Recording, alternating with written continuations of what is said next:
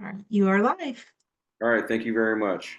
Mhm. All right, thank you everyone for being here. Welcome to the September 2nd NSA Ad Hoc meeting for 2025. And I'm going to go ahead and share my screen so you can see the agenda.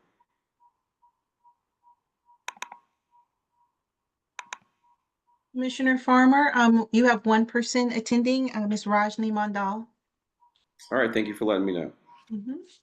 All right, so we get to the agenda page.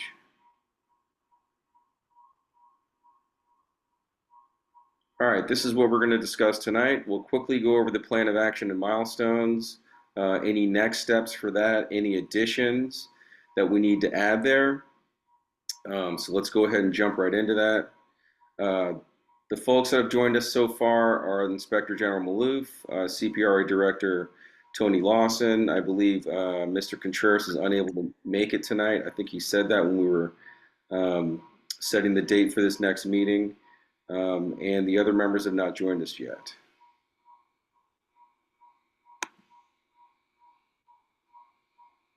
All right, so here we have the timeline, also known as the plan of action and milestones. This is where we are,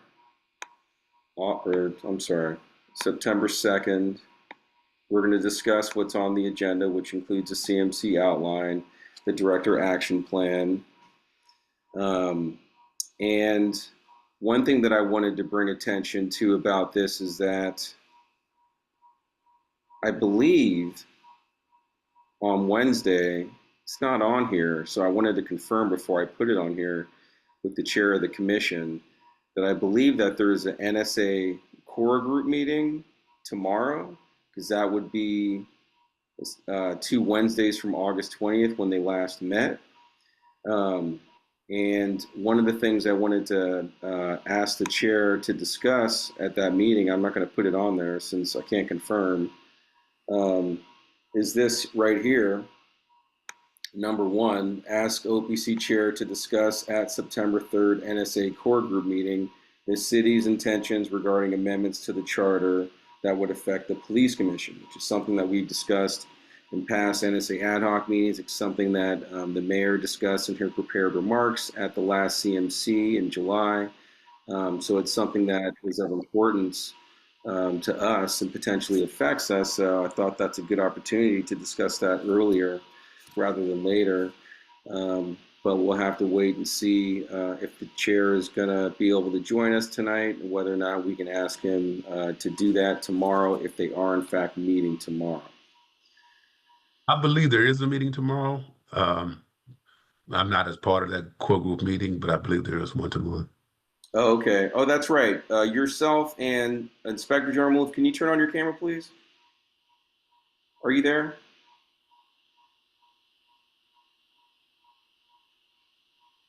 Can you see me? Oh, yeah, I can see you now. See you. You kind of got an echo, though. While you're waiting for them, Commissioner Farmer, did you see your message? Yeah, I saw your. Thank you for the update. So chair and vice chair are going to be unable to join us tonight. Thank you very much for letting us know. So IG, are you also part of? Aren't you also a part of that group, the core group? No, not No. that I know of. Oh, No. okay. Director Lawson, did you just say that you were? I'm not Oh, you're part not. of the core group. No. All right.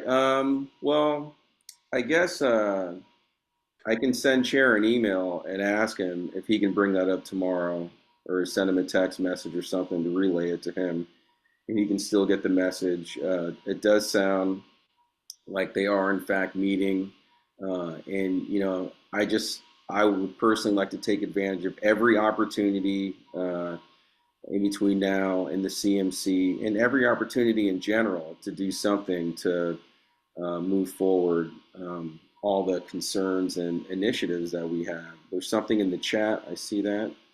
I'll get to that later. But yeah, so that was the first thing that I wanted to discuss off the bat, but chair and vice chair will be unable to join us.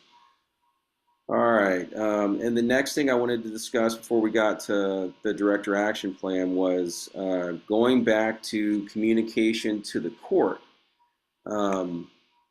So I believe we're all in agreement that we not only want to take advantage of the interim progress reports that the defendant's going to be making to the judge. I believe the next one, in accordance with our plan of action and milestones, is in October, the 21st or something like that. And we do intend to participate in that. We missed out on participating in this last one from last Tuesday, I think it was. But in addition to that, we also wanted to communicate to the court. And so the first thing that we thought was of primary importance was the importance of the independence of the IG, and talking about things that that really, helped express that and show why that's of paramount importance to keep it independent. So, with that said, IG, what do you think about that? And what do you think about preparing something to communicate to them? These are the things that we discussed in the last meeting: the independence of the IG, discussing Task 3 audit results and the status of compliance. I think you said the last meeting that OPD has agreed to do the things that you recommended. And then I added a couple of other things under C, D, and E. But I'm not sure if you'd be able to get into that or if you would even recommend communicating these additional things. But what do you think about doing that? And what do you think about the things listed here? Let me make this a little bigger. Is that easier to read? You're on mute though.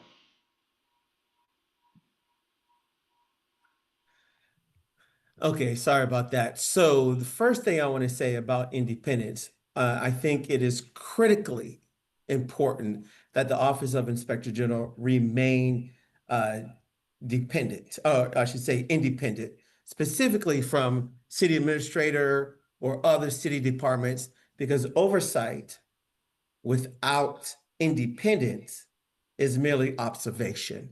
It's not accountability. And so here's why independence matters. One, it preserves the integrity of public trust. Two, it creates unbiased oversight. And that means that the Office of Inspector General will be able to audit, review, and critique the police department without any conflicts of interest or without any fears of retaliation. To me, independency ensures that the OIG can investigate these misconduct and inefficiency or non-compliance, again, without fear of both retaliation or political pressure.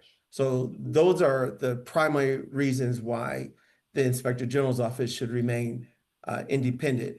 And then let me take a look at what you have on your screen here.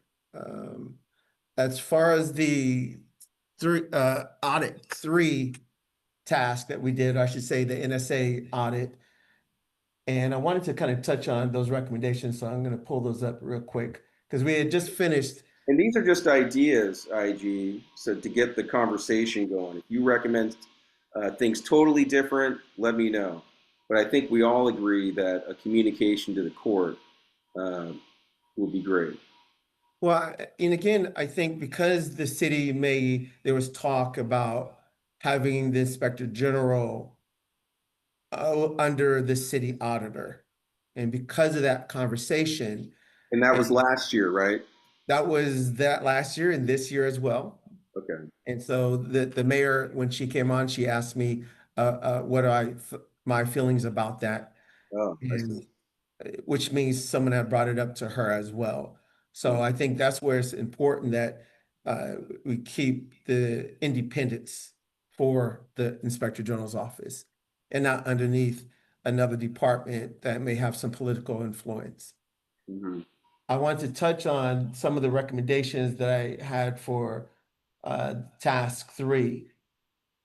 And sorry about looking over this way. I'm just looking at the computer over here. No, that's fine. I understand you're looking at your notes or something. Yes. Do you recommend including information about task 3 in a communication to the court?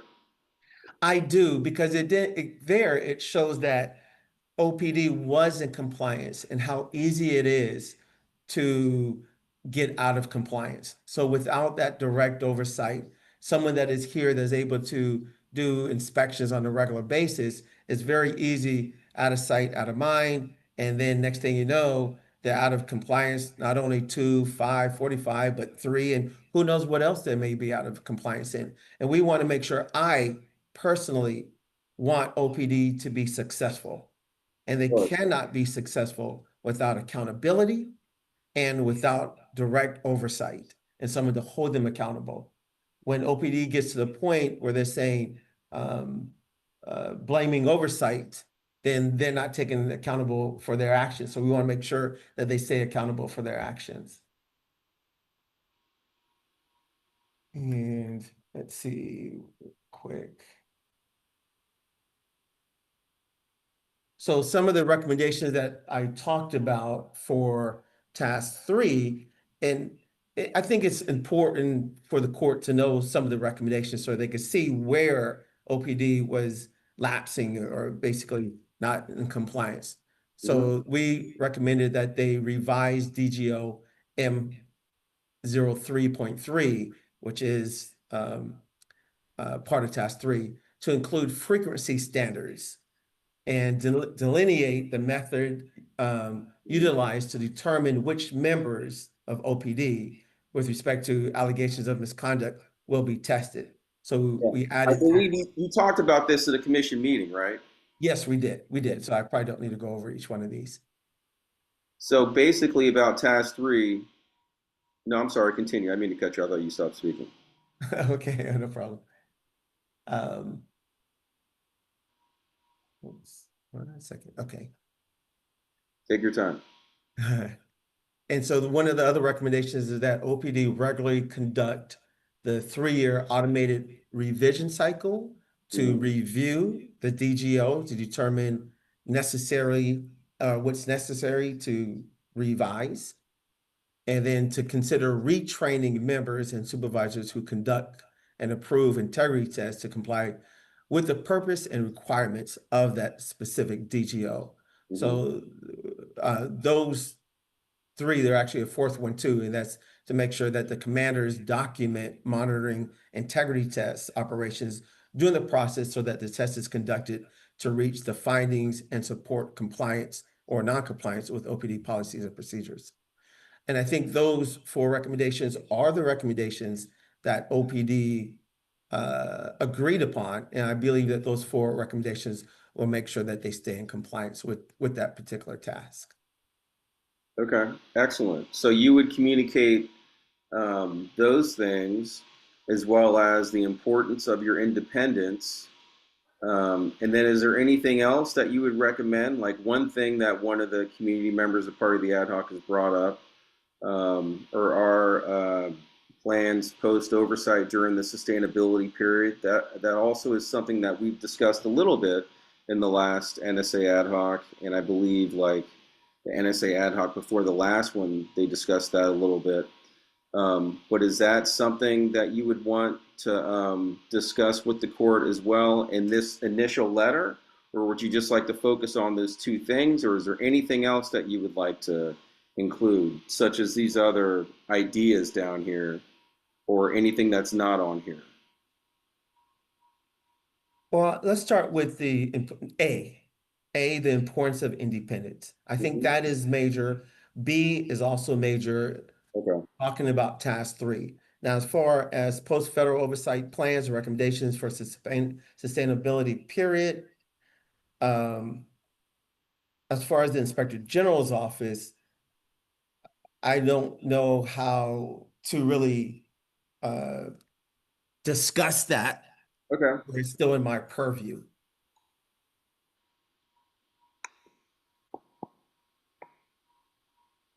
Demonstrating involvement of oversight and how it's improved constitutional policing, I think that's important to touch upon. And I can write something up specifically about how the OIG has actually helped OPD improve and describe how other tasks have been sustained. We're not at a point where we can talk about how other tasks has been sustained because we have not been able to audit those other tasks yet. Okay.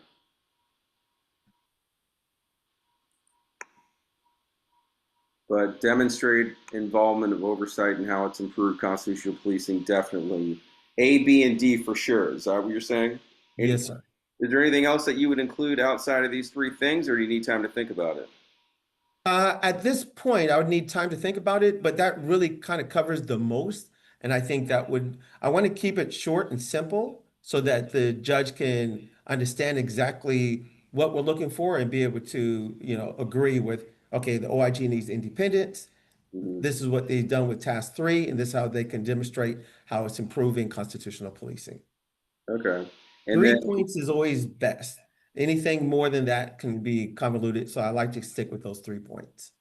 yeah, I agree with you there. And then, so like, and then I'll get to you, Mr. Contreras. Thank you for being here, sir. Um, would you like to keep it to like a one-page document, or what do you recommend? I can do easily a one-page document. Maybe a one-page document is good. Yes. Maybe a page, page and a half at the most? Page and a half at the most. Yes. Okay. All right, Mr. Contreras? Yes, thank you. And thank you, IG. Um, as far as the recommendation for a sustainability period, I believe that, you can serve as the IG office can serve as a consultant when it comes to recommendations. So it's not necessarily, you getting your office being directly involved in this area, but I think, it should be open to you do audits, you do compliance, audits. So it's important, to get that perspective when this ad hoc or the police commission makes a recommendation for a sustainability period. Thank you. Yeah, that's a good point. Did you want to respond to that, IG? No, sir, I just wanted to say point well taken. I agree with that. Yeah. And I think in regards to a sustainability recommendation, uh, that is something that I think we can discuss more in depth during this ad hoc. And then in terms of creating like a call to action for our next CMC statement, I think, at least my personal philosophy is that we should always ask for something. There should always be some sort of call to action in our communication to the court, at least in terms of the CMC statement itself. And we can get to that as we get to the next part of this meeting. But I think, let me see what's in the chat here to see if this is related to this conversation. Oh, and there's also, thank you, Ms. Mondal, for letting us know. There's also an IMT site visit tomorrow. So if there's anything here that, I'm not sure if the chair is participating in that. Chair, Commissioner, Yeah. sorry, Commissioner Farmer. I Mhm. commented also, I said it's happening tomorrow and Chair will be attending from 10 to 2. Oh, 10 to 2, got it. Okay, great. Well, thank you both for the details. If there's anything that we discuss here that folks think that we want to ask the chair to ask during that time period, then please chime in with that statement so we can take advantage of that opportunity as well. And then Director Lawson, did you have any comments on this part of the discussion? And thank you, Katina, for joining us. I see you down there as well. No, I don't have any comments. I think the focus is correctly on IG's office for the continued oversight, and given the lack of funding and the need for continued oversight after, it's presuming that that the settlement agreement reaches an end. I think the focus should be the IG. Yeah, I agree with you. And thank you for reiterating that about the lack of funding, lack of staffing. So do you also want to mention something about that in your communication, IG? So that is very critical how we cannot do our job without proper funding. So I think it is also, it could be a good idea to talk about that, but I don't want to get to a point where I'm criticizing the city so much. The bottom line is that we have a job to do. It's hard for me to do my job without the funding. As long as the court understands what my job is, then I think they should be able to agree with funding it. But I think, discussing over and over again the importance of funding my office, I feel like is hitting a roadblock. And so right now at this point, I just want to be able to say, look, this is what we have been doing so far. And if you want me to continue doing it, then we need to be able to, and plus we could do so much more when it comes down to auditing and evaluating. When you have a staff of basically one that's actually doing the work, it makes it extremely hard to do policy analysis, auditing, inspecting, evaluating. It's hard to do all that with one staff member that can assist me. Yeah, Director Lawson. Yeah, I was just going to add in agreement with Todd G that I think with the court, the focus shouldn't be on funding. If the court simply says this is what the IG should do and this is what the city should do with respect to continued oversight internally with the IG's office, they'll have to fund it. So the court's not going to give an order saying you are to give the IG X amount of dollars. What the court will say is you are to have the IG do the following. So I don't think you really have to sit and spend a lot of time telling the court you're not funded. You just simply want the court to direct the city to utilize the IG services, and then the city will have to fund the office. Yeah, no, I agree with you there too. I think it's either one or two ways. Either we ask conventionally and they give us the funding so you can get the staff, or we get the court to give us additional responsibility. And then in order for us to accomplish that responsibility, we have to have more funding for more staff. That's just my comment on that. And that's something that we discussed in the past. And that's kind of an unconventional way of potentially doing it. So I think it's also important for us to think outside of the box, any other ways that we can do this, because there are people involved in the federal oversight process that we know are not going to consent to or will push back on relinquishing oversight without additional staffing, potentially. All right, moving forward. So this letter that we want to do, send to the court, is that something that you could prepare and have us review by the next NSA Ad Hoc meeting, or how much time do you need? Ideally, I'd like to have us send it to the court by the end of the month, and then maybe do a second communication to the court in November, if everyone's on board with that. So for me, you're saying, can I give you this one-to-one page by our next meeting? No problem. I can do that. Okay. Yes. No All problem. right. So we'll review that at, okay, let's go to the poem and put this down. And question, Commissioner Farmer. So, and I have half of it already written up, to be honest with you. So it wouldn't take long for me. I can probably finish it by the end of this week and be able to hit key points. I'll wait until after our conversation today, just in case there's some other points that some other people may want to bring up for me to add to the letter. But would you want this letter to be sent directly to you or to the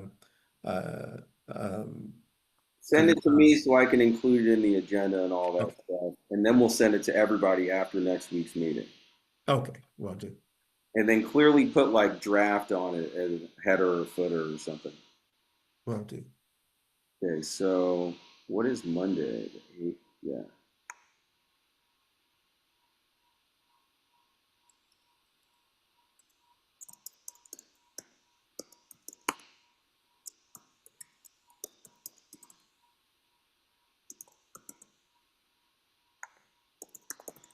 And so just to let you know, I have someone downstairs at the door for me. So I'm just going to go off camera, but I'm going to carry my phone so I can continue the conversation.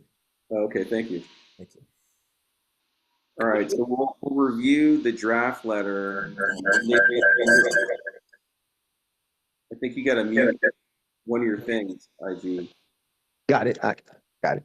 Okay, all right. Okay, so we'll review it next Monday for this IMT visit. Actually, let's go to this.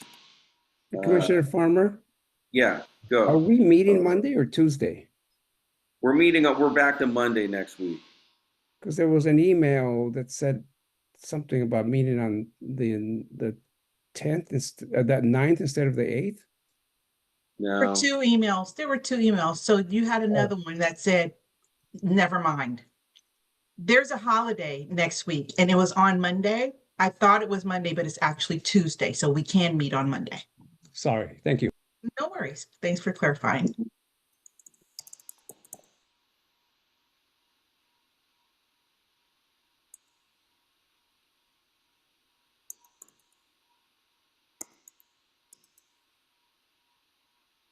okay, we'll just get this on here. So we're going to ask the chair to discuss our concerns about the charter at the IMT visit and or during the core group meeting, whatever he recommends. Maybe he'll do it at both.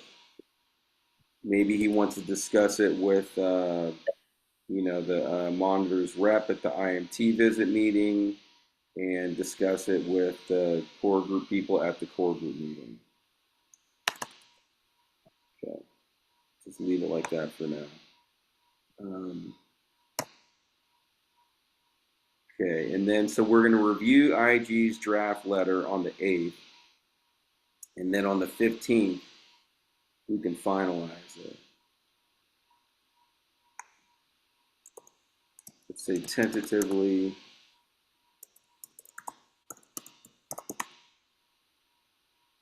Well, I'm not sure if that's something that maybe we want to discuss it with the whole commission and potentially put it on the agenda for, you've already posted the agenda for September 11th, huh, Micah? Is that correct? I have.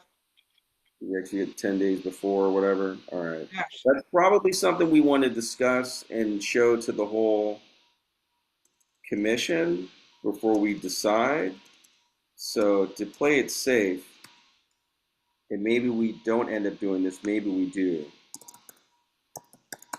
But I just want to discuss IG letter to the court with full commission on September 25th. So we can, let's do this. Let's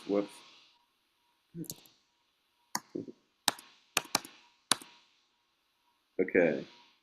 So we're going to review it next Monday, and then we can finalize it on the 15th.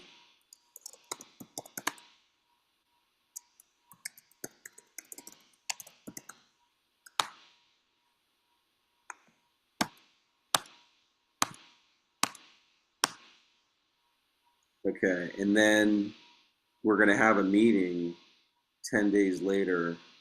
You're going to need the agenda no later than the 22nd. So we're going to have another ad hoc meeting. So that'll give us another meeting just in case we want to make some changes to it. So I'll call it tentatively finalize IG letter to court.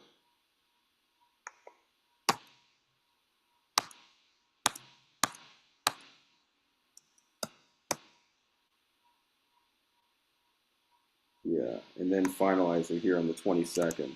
Well, no, it's going to be finalized. It needs to be finalized that morning. So, yeah, we'll finalize it for sure sometime between the 15th and that Friday, the 20th, whatever that, yeah, the 19th. Yeah. Okay, and then we'll discuss it as a full commission on September 25th. And then at our September 29th meeting,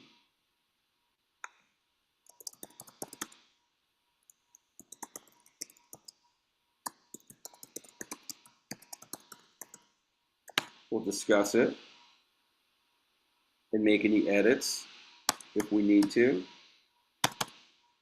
Come on. Oh, man.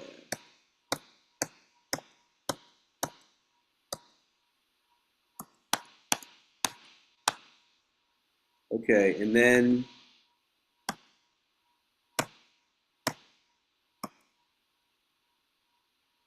we'll send it off the next day Tuesday, September 30th.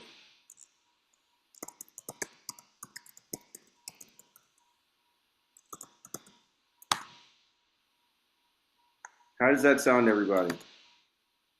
It sounds good to me. I Works. appreciate that. Okay. All right. That gives us plenty of time for everyone to weigh in and finalize. It gives us, like, I think 3 ad hoc meetings and a commission meeting before we actually go forward with this, so that we do our due diligence. Everybody's included, and the community will have an opportunity to say more as well. At least the people that attend the general meetings. And then we can discuss. Then we can send this one off. Participate in the next interim progress report for October, which is, let's see, when is it? I don't have it on here, but I believe it's like the 3rd week in October. I think I was waiting to finalize that date. And then in between, when we send the letter, and then depending on what we get included in this letter in October, then we can decide in October whether or not we want to send another letter by the end of November, so we don't get ahead of ourselves. Sound like a plan? Yes. Yes, sounds good. All right, let's get back to the agenda. It's 6 o'clock. We're halfway through.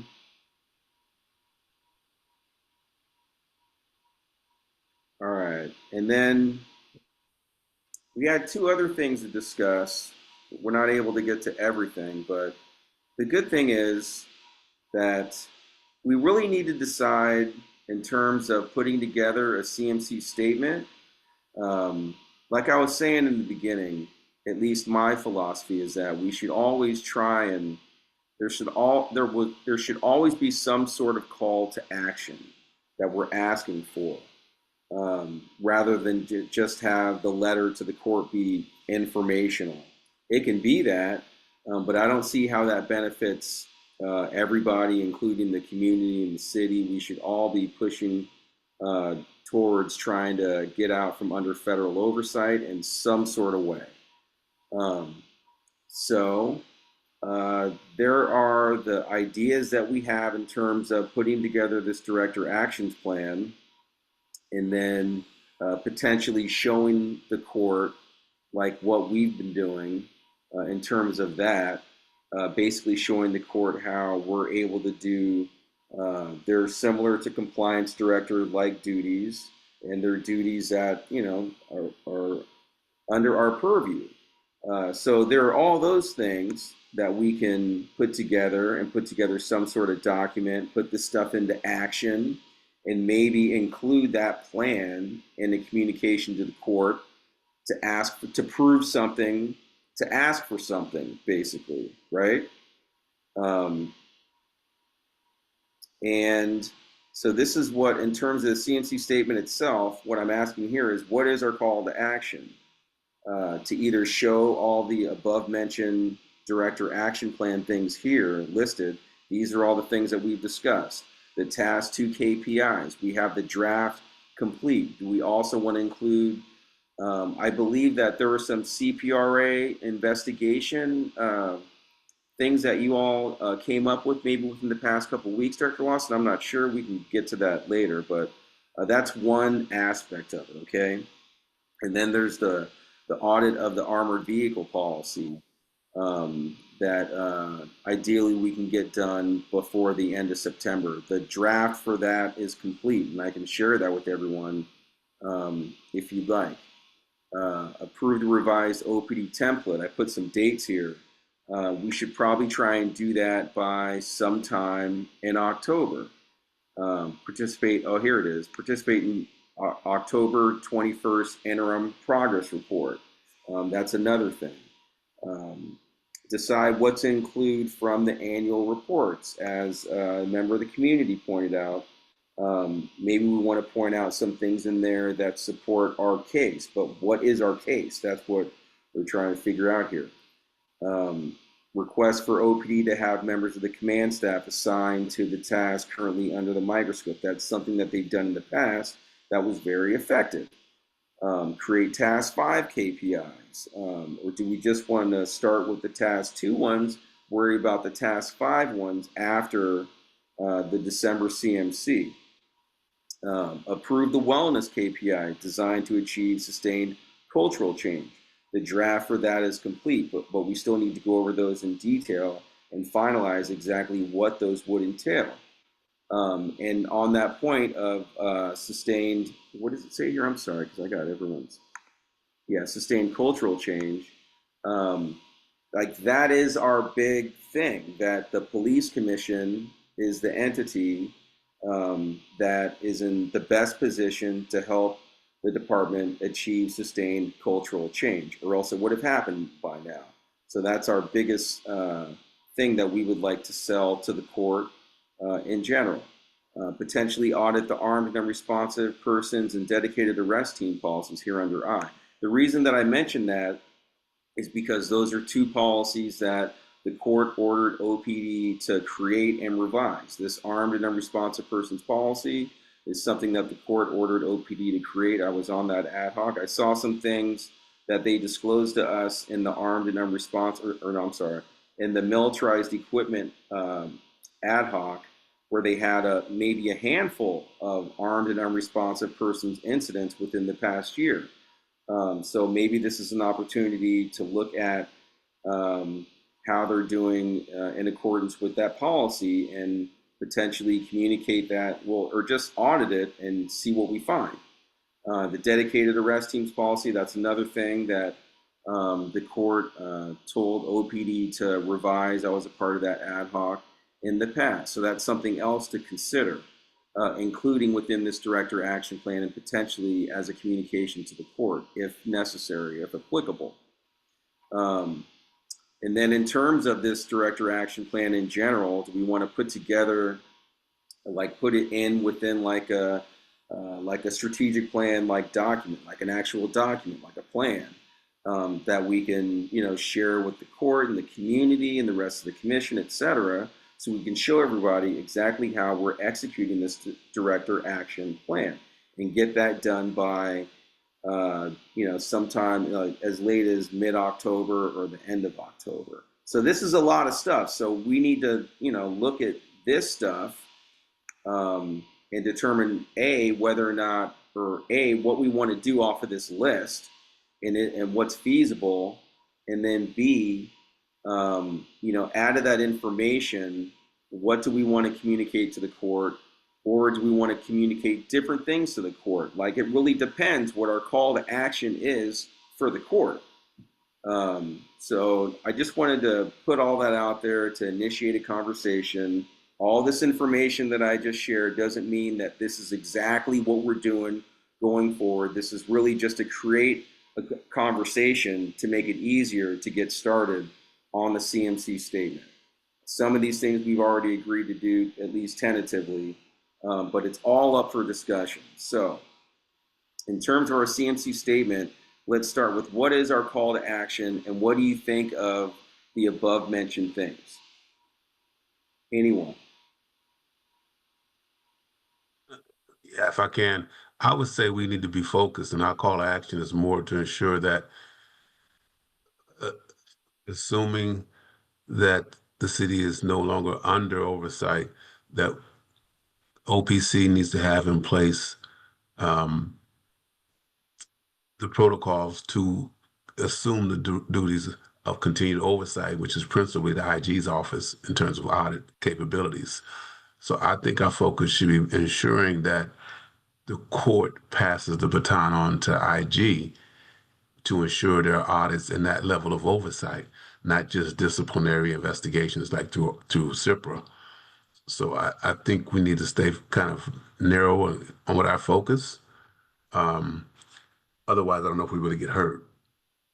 And I Yeah. want to second that. I obviously, as Inspector General, I agree with that. But also, we're looking at sustainability of systemic issues.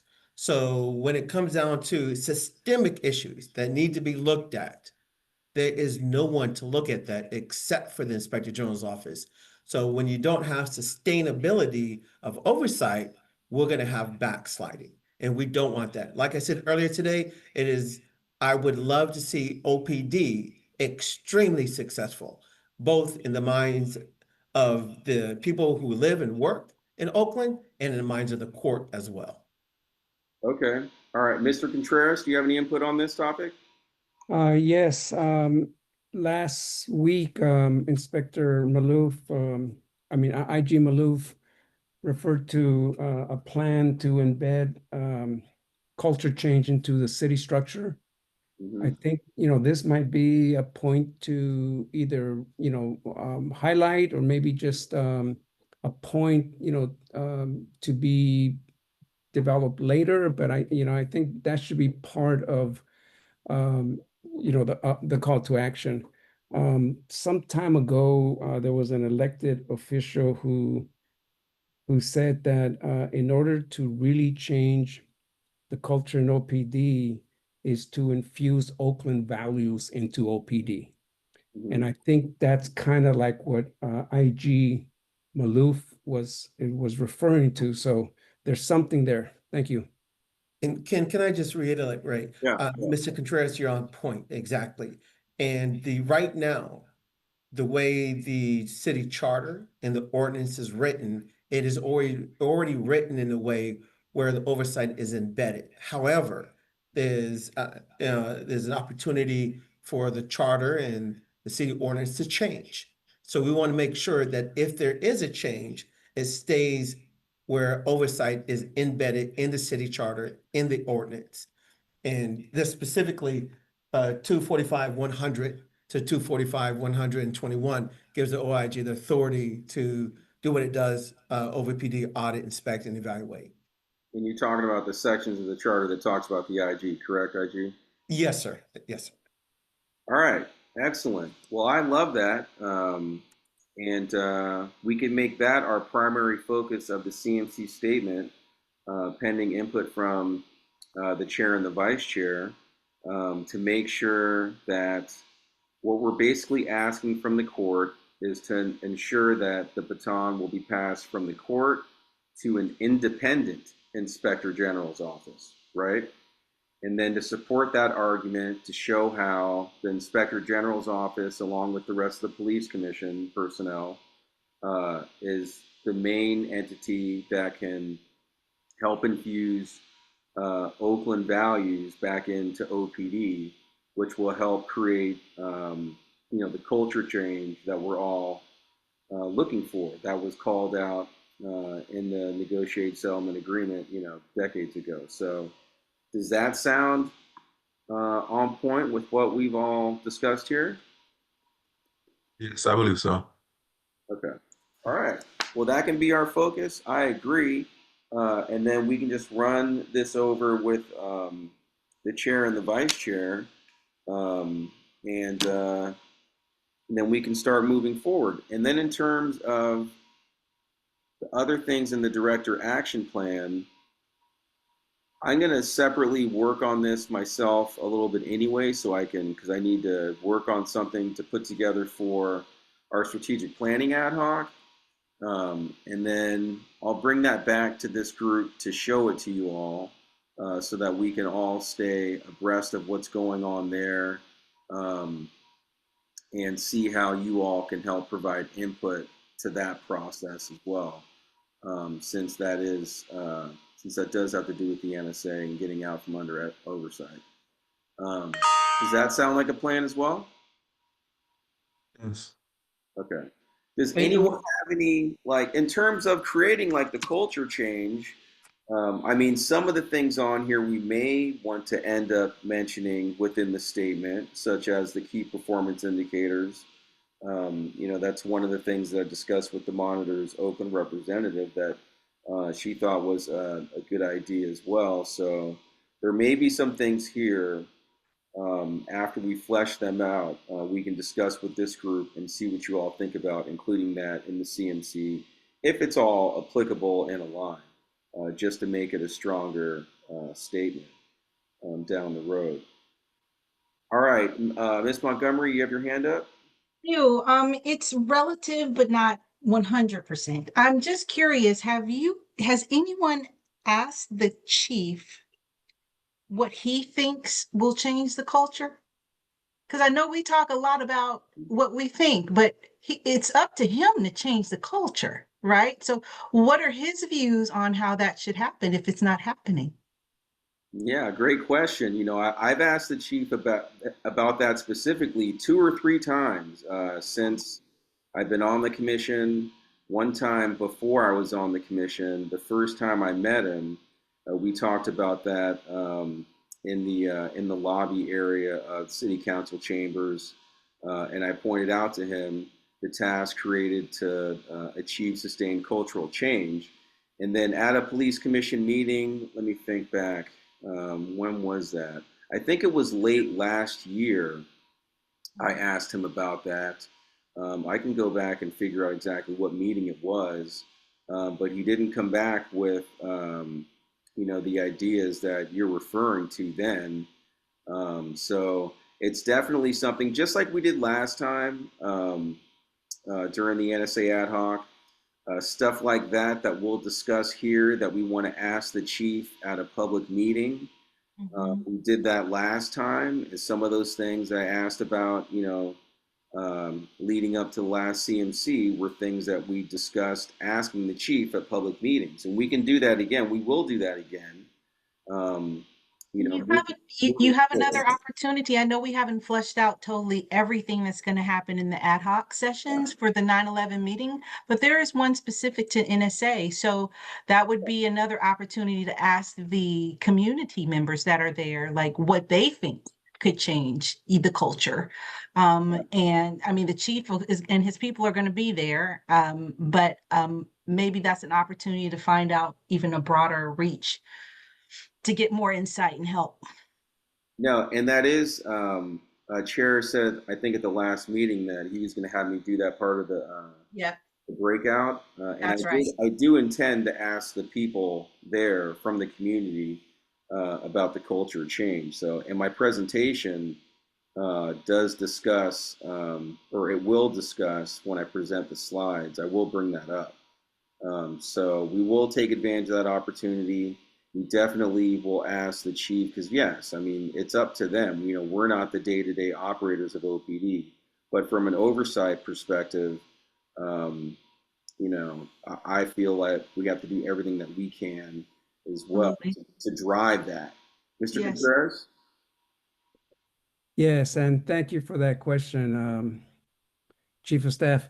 Um, that's a hard one because in order for the chief or anyone in the police department to answer that question, they would have first have to admit that misconduct, untruthfulness, and cover-ups in general exist in OPD. Mm-hmm. I don't think that has happened. I do not think that this chief has accepted that the oversight is necessary because that culture exists. So before I believe he can answer that, I think he can give us some kind of answer, Mm-hmm. but it wouldn't be, I think the question has to be, do you believe that the NSA was necessary? Do you believe that the process from 2003 to now, the reason why we're still here is because of the backsliding?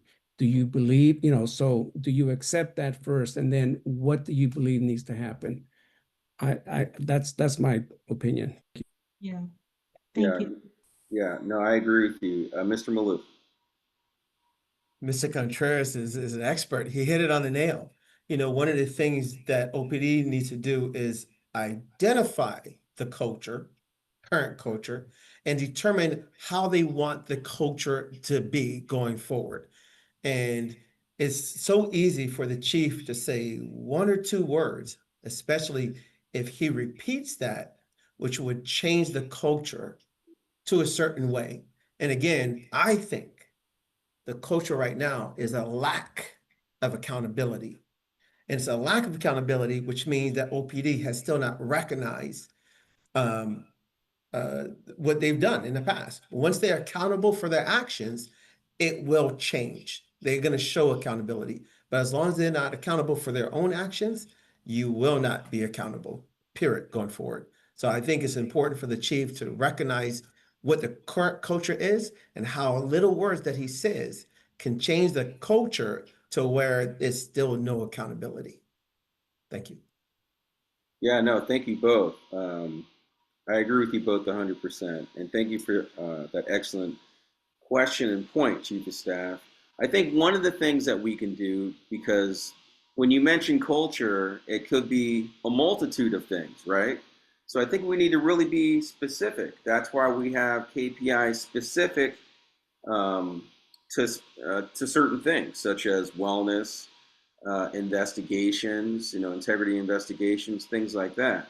And I think that within our CMC statement, that we can go into some detail and be really specific as exactly what we would like to see from an oversight perspective, what the culture change should look like and what it would entail, and show how we are the entity that can help drive that through recommendations and things of that nature. Yeah, so anyways, moving forward, is there any other questions or comments about that or anything else that we discussed tonight? We're coming up on the end of the meeting. I want to give anyone from the public a chance to weigh in on anything if they'd like. All right, seeing no hands, are there any hands in the queue, Micah? Rajni has her hand up, and just to acknowledge Miss Swanson, Miss Nancy Swanson was also in the audience, but Rajni does have her hand up. Okay, actually, yeah, let's go to Miss Mondal. Hi, thanks for the time. I again want to reiterate what is the goal of your letter as well as the CMC. The goal for the city for their interim updates is to update the court as to the tasks and Wait, You broke up. We lost you, Miss Mondal. lost you. are you okay? Can you hear There me we now? go. Sorry about Yeah, that. That was no my fault. Sorry.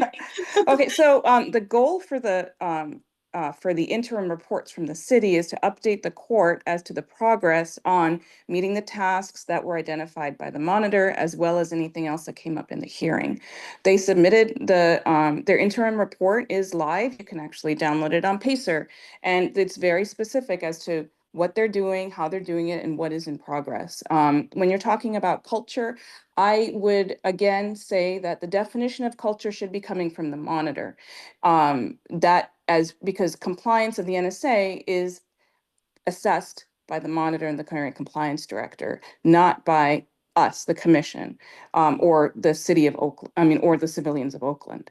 I think the important part that that should be the goal for the CMC statement is again to show that we have strong civilian police oversight. Show what you've done and what you will be doing. But I do not think that the goal of your CMC statement or interim report should be a call to action or changing definitions that have been set by somebody else. Again, this is a court case.